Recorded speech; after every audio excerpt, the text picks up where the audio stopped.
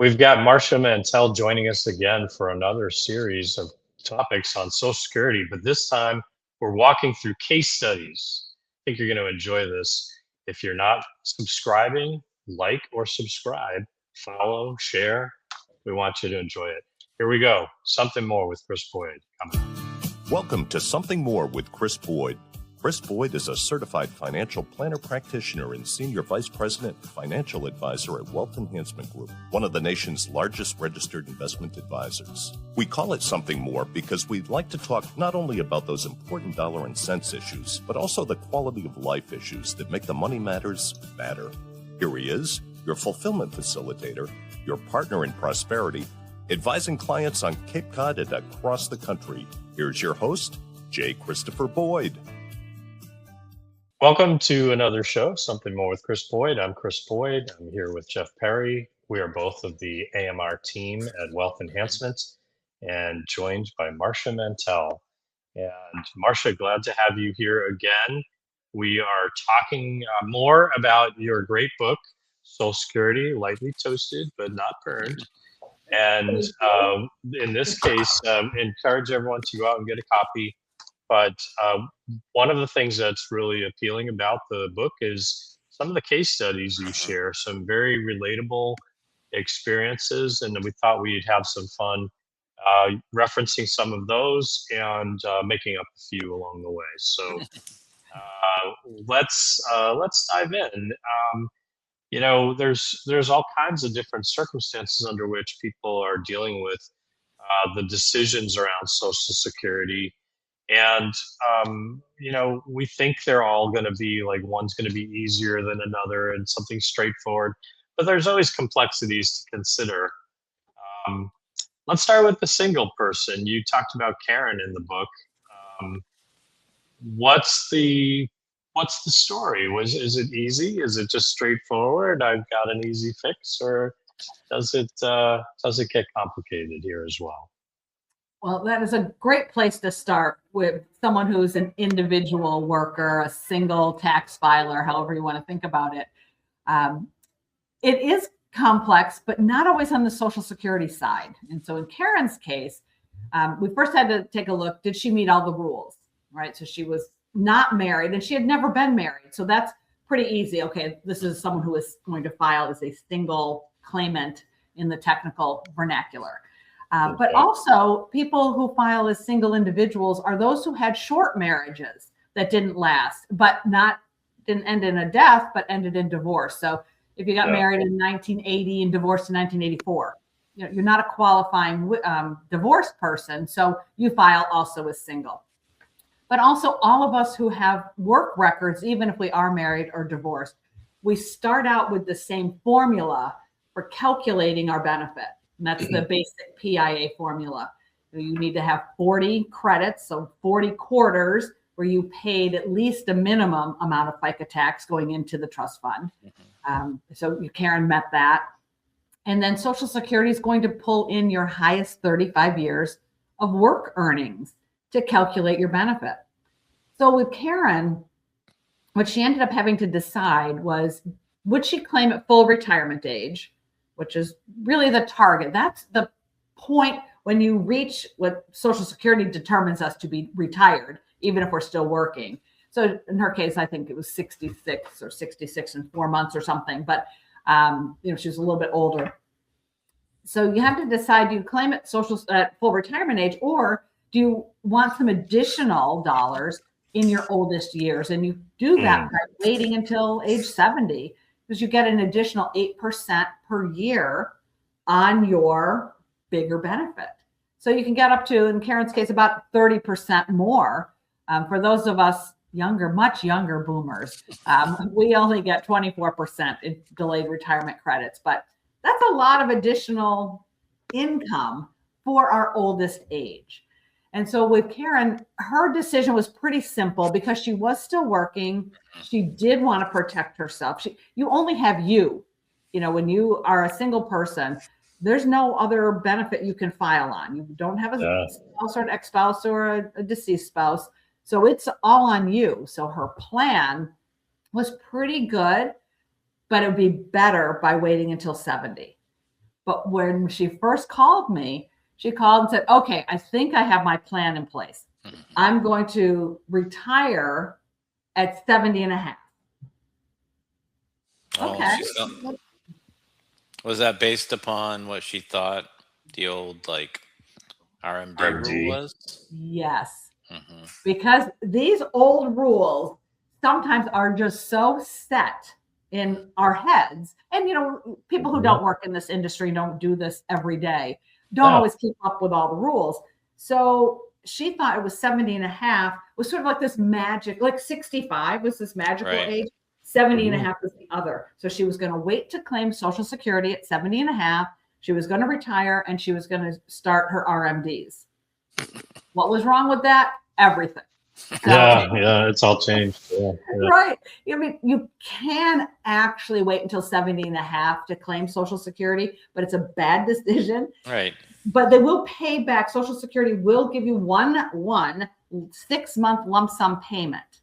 So she could have gotten a 6-month and trued up the benefit amount. If she had waited till 72, she would have missed out on 18 months of benefit payments that you cannot get back.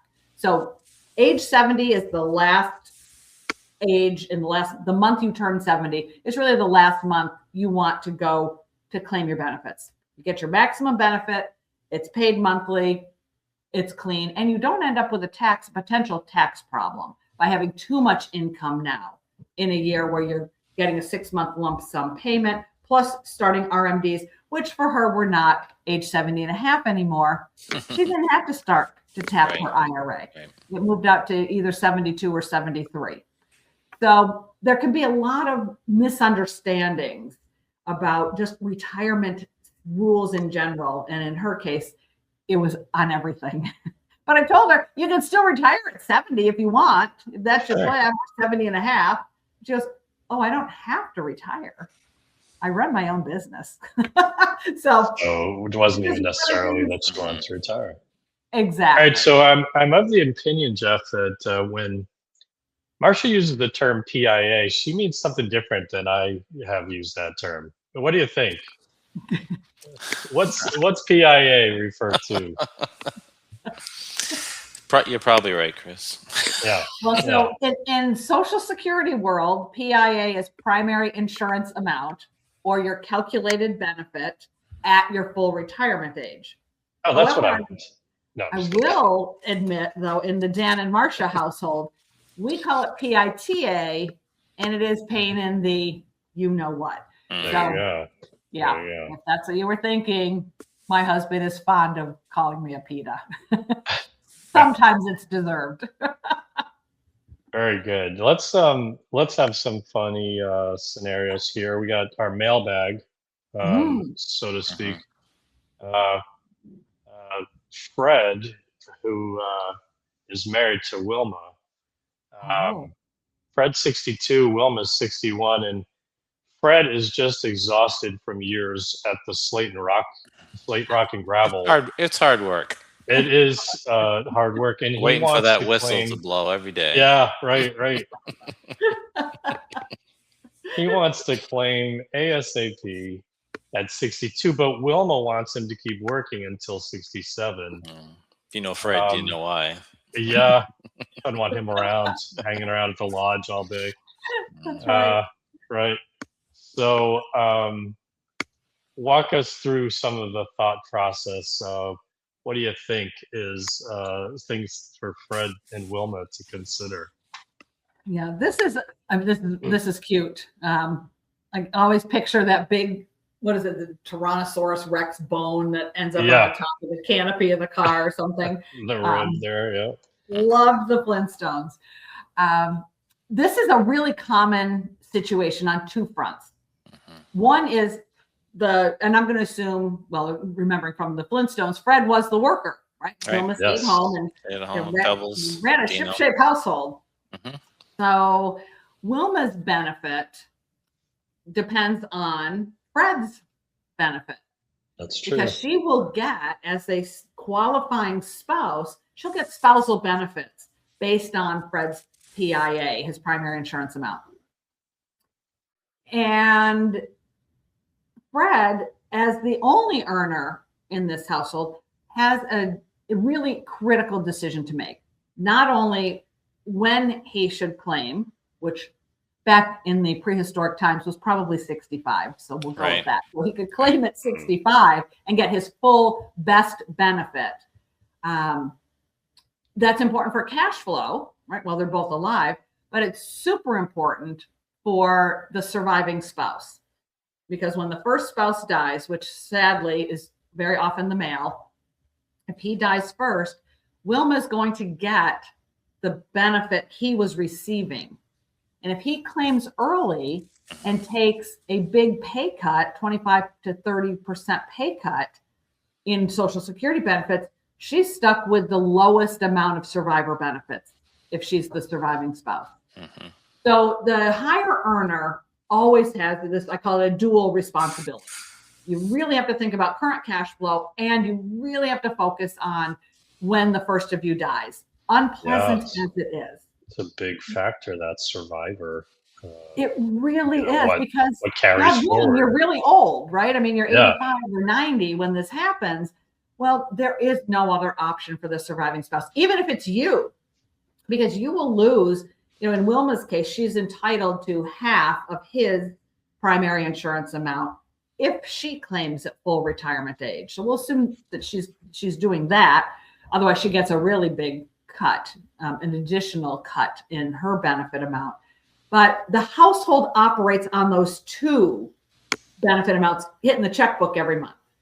And as soon as the first spouse dies, either spouse, that lower benefit amount goes away. So whoever is the survivor only gets what the higher earner was bringing in. So it is a really critical decision to think about, how much are you going to have at 85 or at 90 or at 92? And hopefully we'll push the decision to be at least wait until full retirement age. However, the other reason I really like this example, funny as it is, when you are a laborer, when you're a blue collar worker, you are so right, Jeff. This is super hard work. Right. I'm not sure Fred actually ever slung a hammer, but let's say he did. Yeah. These are, when we look at America today, we are split not quite 50-50. It's about 42% of our workers are in the service sector or the blue collar sector, and the other, a little more than half, in the, as I call it, the sit on your butt sector. When you have jobs like we have, you can sit on your butt and you can make logical, calculated, mathematical decisions for when to claim Social Security, because so long as your employer will keep you, you can continue to work. When you're a pipe fitter, when you are the ladies at the checkout counter standing on your feet for 8 to 10 hours a day, or you're a waitress hauling these, I don't know how in God's name people haul these trays once they're above 50 or 55 years old. Your body physically cannot do this. And so back to our earlier conversation in the last segment, changes we can make to shore up Social Security. And I know it's very easy in a headline to say, oh, we should raise the retirement age. I am a staunch proponent of not raising that retirement age. Or let's put on our creativity hat and say, if you're a sit on your butt worker, we're going to raise your retirement age. We are not raising the retirement age of the guys that I just saw out. It's 17 degrees here this morning in Plymouth, Massachusetts. And on the highway, building a road, these guys are out there in this freaking cold with a winter storm coming in. And they're not going to be standing out there at 70. That is not okay. That's nothing new. I mean, many government pension programs are already taking into account the type of work that the worker has done. So and allowing people to retire before others. We should be thinking creatively like that. And that's where, someone who is in the blue collar sector, and we absolutely need these folks, but your body can't take it. So I guess we got to ask Fred how his health is too. Well, we should. He looks like he may have cardiovascular issues. And I hope Wilma is considering that. She's in much better shape. She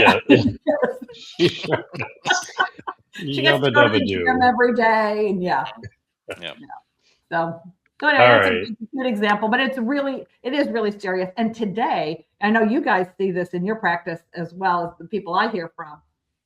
It is not always the male who is the higher earner. So yeah, a lot of times now, and as the younger generations move toward, march towards retirement here, a lot of cases it's the wife who is going to have the higher benefit. So we really have to think strategically in those scenarios with whoever it is that has the higher earnings, that's the person we want to continue to work through full retirement age, maybe longer, if possible, because that's really relevant for how this will play out when it's one or both of them. That number will be the one that continues on the longest, right? Exactly. That's exactly right. Yeah, you can delay. That's a very good strategy, even if you stop working. Right.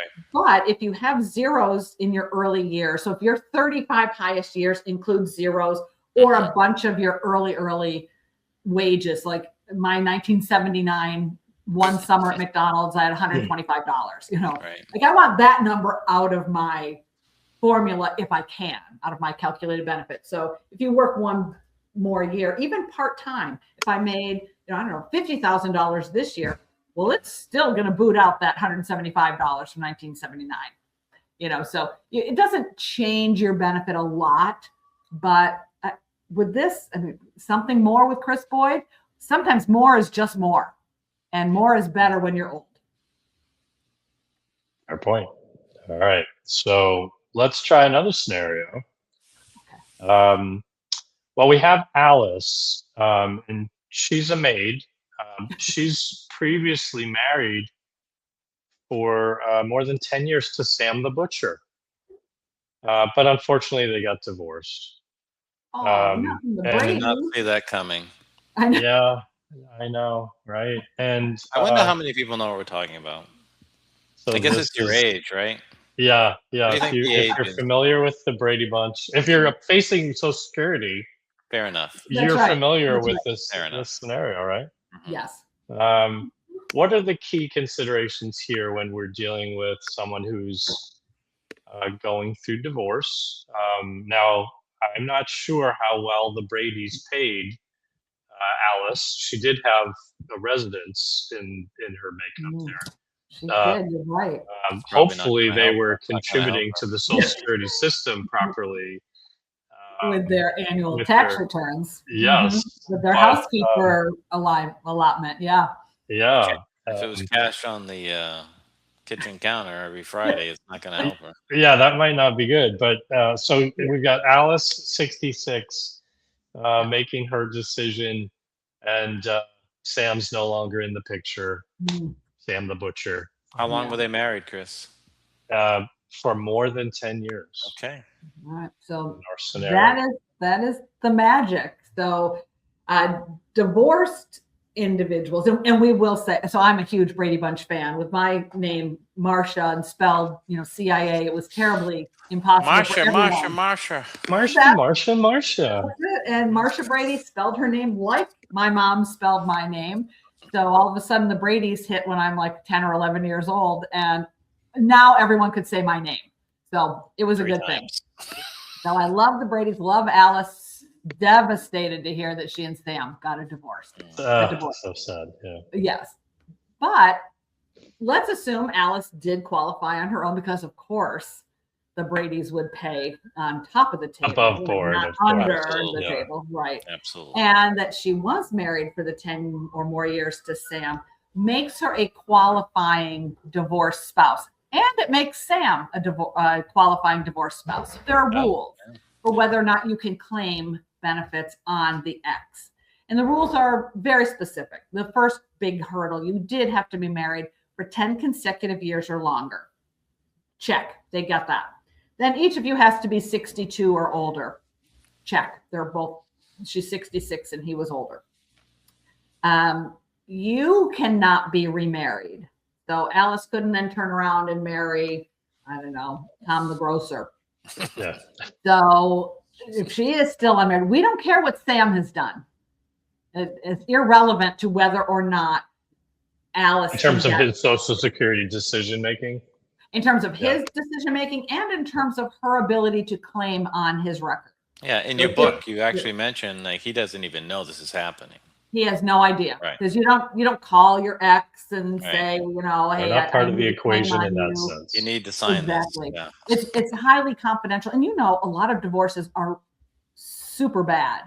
You know, this does not come out of a place of respect and kindness. So you have no connection with your ex any longer, and it's just confidential, private conversation between you and Social Security, and that's where you're going to get your ultimate information. But yeah, so Alice, if she meets all these rules, which she does, then she would call for an appointment at Social Security to say, look, I was married to this guy, this Sam, and I'd like to know, how do I get the highest benefit possible? So it's either going to be her own work record, or she'll still get her own work record, but will she get a ex-spousal top-up? So would she get a little bit more because she and Sam had this economic household that they had formed, even though it didn't last? And so if Sam's primary insurance amount is more than twice her own primary insurance amount, she gets a little bit of extra, because the spousal rule. So who do we have for the spouses? Oh, Fred and Wilma. You know, Fred and Wilma's entitled to half of Fred's primary insurance amount at her full retirement age. So that's the spousal rule. It's the same for exes who qualify. So in Alice's case, she's also entitled to half of Sam's primary insurance amount, assuming he was the higher earner. So she would get her own benefit paid first, though, and then a top up, so that the sum of the two parts equals 50% of his primary insurance amount. But it's really important. There's so many, we'll go with the traditional lines for a minute first. So many ex-wives who have no idea. They can ask at least to see if they'll get a boost. And it's not always a lot. It might be $150 a month more than their own benefit. But sometimes it's $800 a month more. And they had no idea because they had stayed home raising the kids. And so they don't have 35 years of earnings. You know, so they have no idea. On the other side, the ex-husbands are initially quite furious that they have to give up. What do you mean I have to give my ex-wife, who I hate, you know, my money, my hard-earned earnings? Doesn't work that way. Doesn't work against you at all. No, it doesn't. It's you still get your full-on benefit based on when you claim. You know, it might be reduced if you claim early, or you get your bonus money if you claim after full retirement age.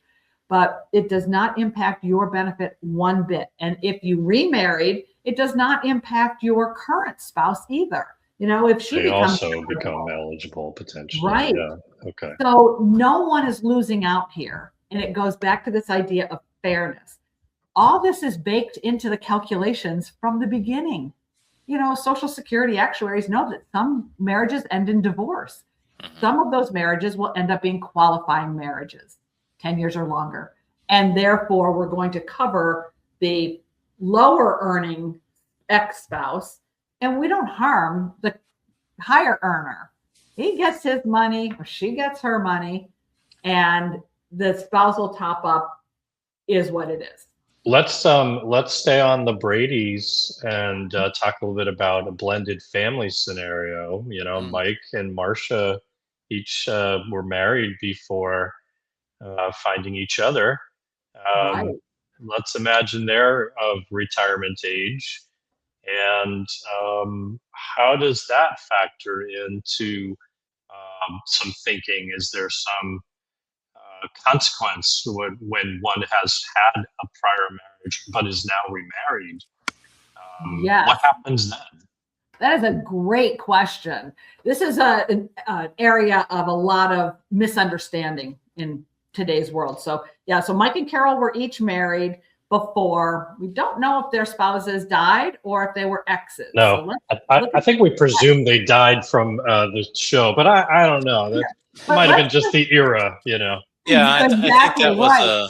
I think that's what they wanted us to believe. Yeah. That's probably true, but that would be sad, right? To have an early Absolutely. exit of the world. Well, we never saw the We other never did parent see- coming around. I think That is that's why we true. think You that. know, dinner with Right. dad for the Good girls. point. Right. Yeah, good All right, point. so let's say that in both cases they were widows, became a widow and widower, surviving spouse.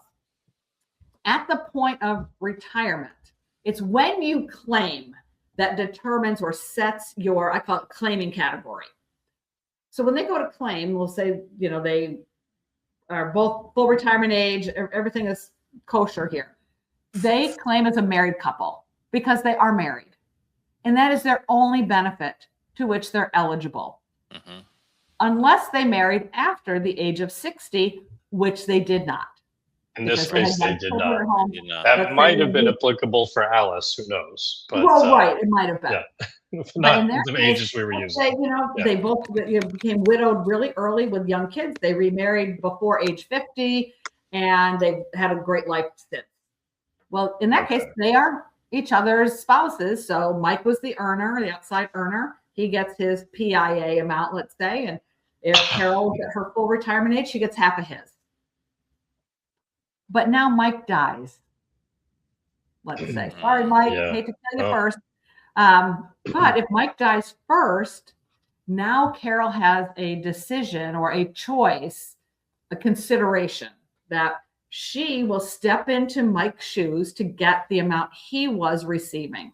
Right. However, because she already lost a husband, is his benefit, his calculated benefit, even though he died 20 years earlier, is his benefit higher than Mike's? And in that case, she could opt for that higher benefit. In this case, it's unlikely, right? She's just going to step into Mike's shoes. Yeah. And the same with Mike. Mike will not step into anyone's shoes because Carol didn't have her own work record. So the spousal benefit just goes away. And his deceased wife would have died young, also no benefit to step into. So he would just remain with the amount he was getting, but his household loses Carol's half of his.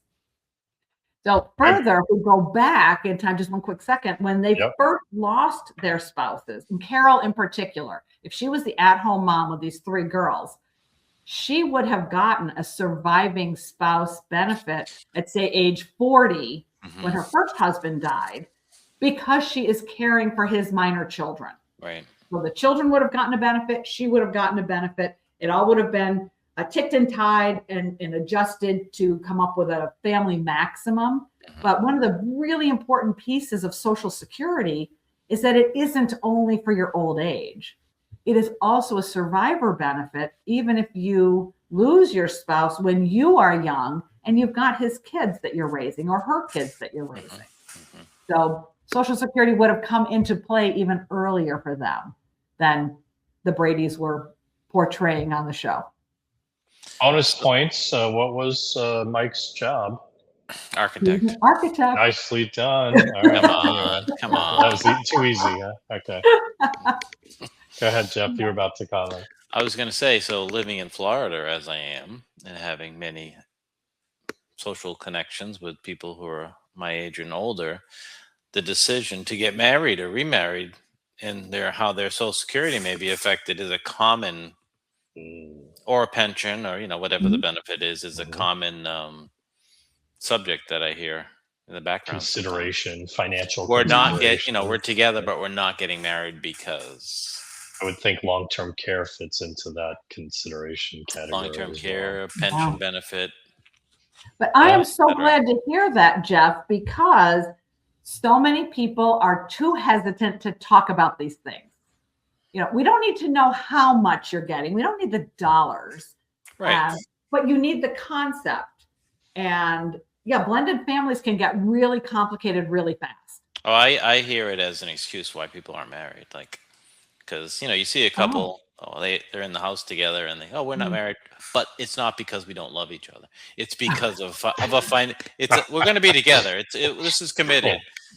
But it's because of this financial, whatever it might be, this financial consideration. So don't judge us. Well, noted. Oh, that's funny. I was thinking they were being so smart talking about this stuff that's often taboo. It's like, oh, no, we're just making sure that we get invited. Well, this is usually over the clubhouse cocktail hours, so people are talking more and more. That is great. I love it. Let's see. Yeah, go ahead. If I can just, kind of throw in, a note about the book, because each of us, when we go to the day we want to claim is what sets us up for what our options are. That's how I structured the book. So you don't have to read about widow benefits if you're not a widow. Like you might be interested, and that's fine, but sort of stay in your lane to understand your rules and your opportunities first. And then you can read the other chapters, but you don't have to, read again cover to cover. But find what works for you, and just know what those rules are, so you're not unprepared when you start to go down when you're really ready to make the decision. I don't know, Marsha, if your intent was, or I believe your intent is this book is for everyone, right? Anyone about to collect or thinking about it, but it's also, as an advisor, I learned some things. So I think advisors should have this book here and review the rules, because we don't come across the same things like you do every day. So unique situations, I think we usually have learned it at some point, but it's a great refresher, and the book is organized so well that you can, if you have a widow coming in, you can just go to that chapter and get refreshed really quick on it. Good point. So it's I'm really glad to hear that, because you're right, it is for everyone. But to be honest, it is the advisor who has the real capacity and the know-how to quickly sort of tie the pieces together, right? Than someone who's never looked at this before. And I can tell you from the presentations and even the webinars I do today, the number of times people just stare at me like, are you speaking English? Because this stuff is so crazy. If you've never heard any of these rules before and you had no idea, it's like, I just thought you claimed at 65. Yeah. It's still the number one time people think they should claim. Right. And that has been gone since 1983 also.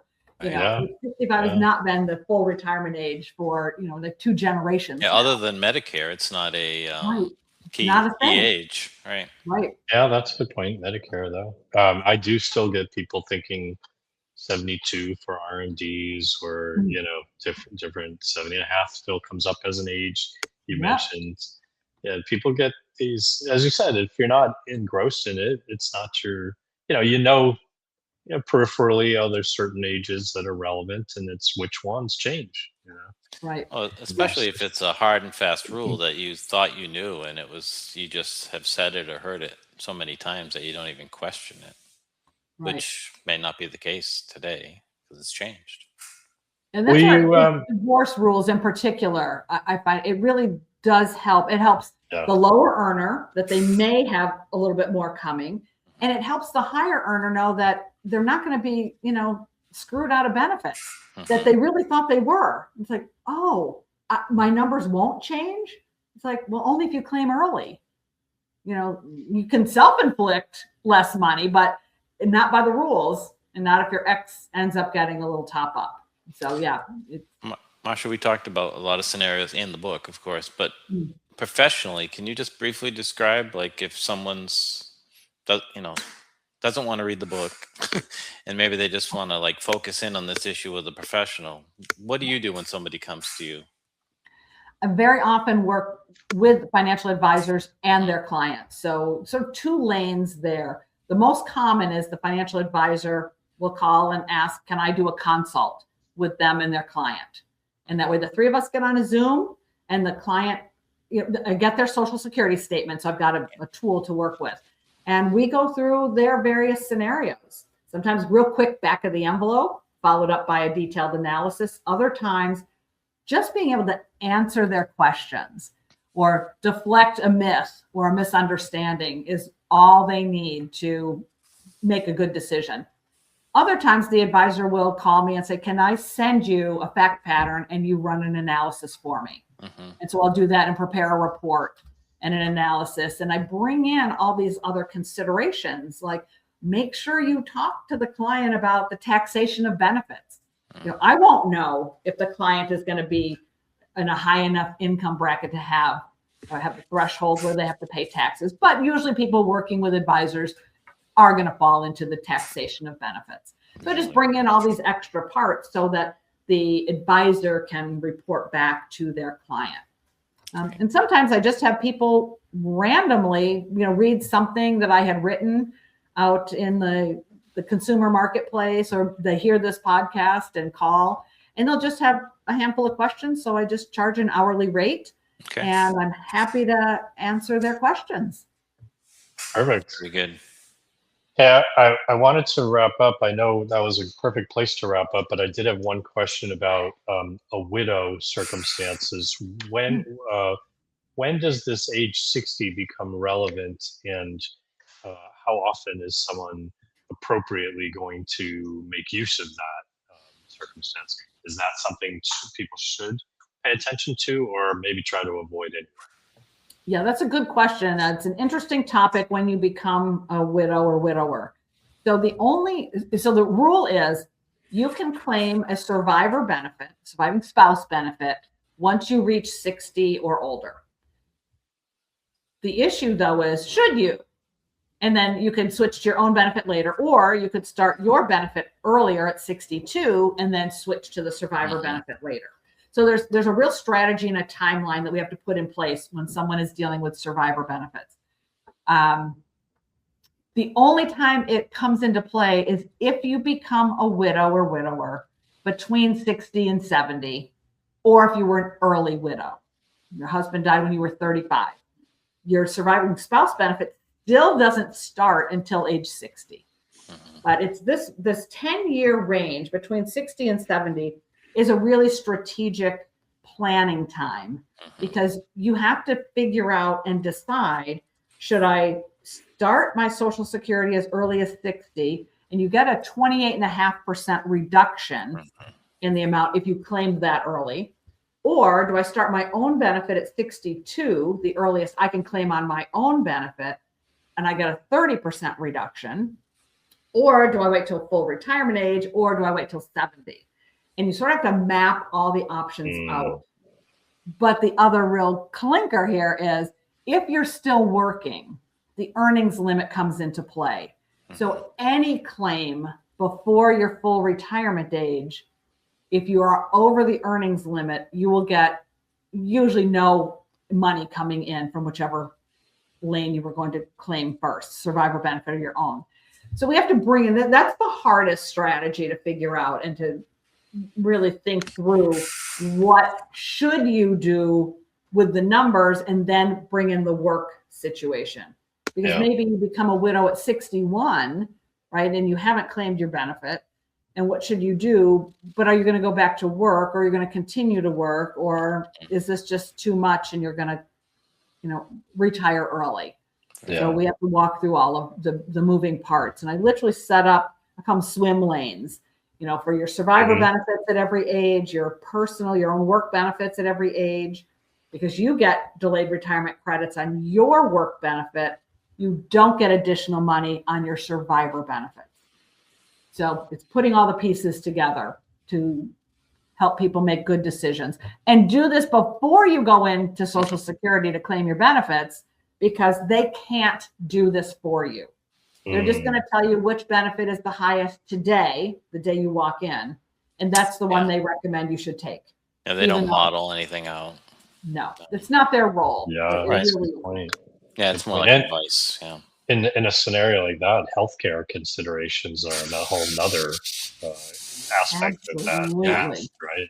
Sure. Yeah, absolutely. So it's a lot. And this is, when you're first widowed, this is not what you want to be thinking about. No.